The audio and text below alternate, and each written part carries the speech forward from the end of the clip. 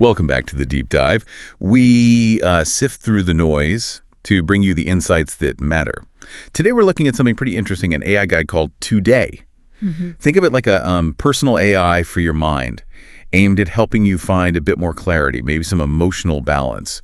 So our mission today is to figure out how this app actually goes beyond, the standard mood trackers we've all seen. It says it provides real, actionable insight, helps you track mood, but also uncover patterns, access science-based tools, anytime, anywhere. So let's just jump in. What makes Today different? Is it really not just another mood tracker? Right. Well, that's exactly where the creators started. They were apparently quite explicit that they didn't want to build just another mood tracker. They felt that whole "how are you feeling today?" question, it often just scratches the surface. It kind of misses the point. Okay, yeah, I can see that. It can feel a bit shallow sometimes. Exactly. So that led them to develop something they felt was deeper. It's called the Happy Lifestyle Index, or HLI. HLI. Okay. Yeah, and if you think about it, the HLI is basically meant to be like a dashboard for your emotional energy. Yeah. It maps where it's going across different parts of your life.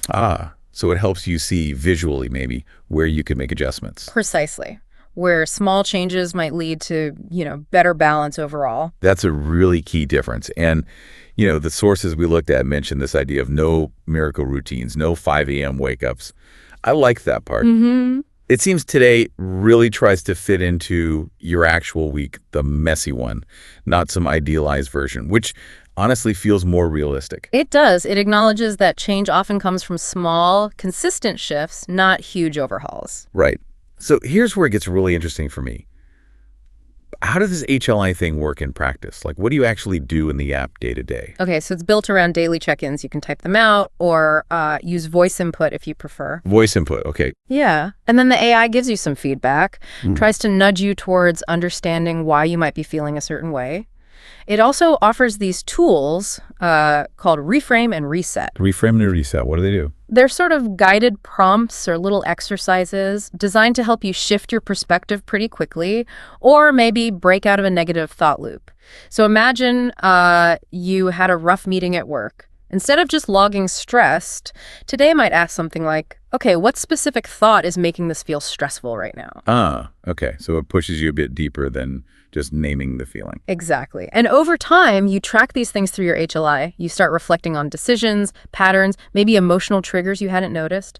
The aim is to build that mental clarity habit without, feeling like you need to write a novel every day. Makes sense. And here's a really fascinating detail that came up in beta testing. Sometimes the AI responds with another question. Oh, instead of an answer. Yeah.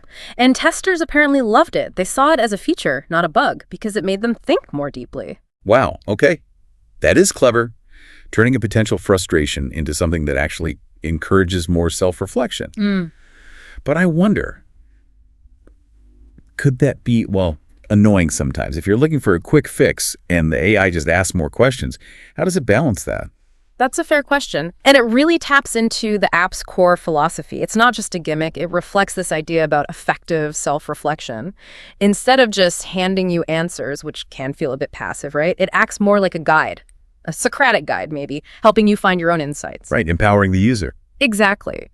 But it does balance that questioning approach with those more direct tools, the Reframe and Reset, for when you need something more actionable. The goal is guidance, not dictation. And this whole approach, it's not just pulled out of thin air. It's grounded in some solid psychology. Oh, really? How so? Well, the core methodology was actually developed with a psychology faculty member, an associate professor who specializes in self-reflection and emotional regulation. Okay, that adds a lot of credibility. So there's real expertise behind it.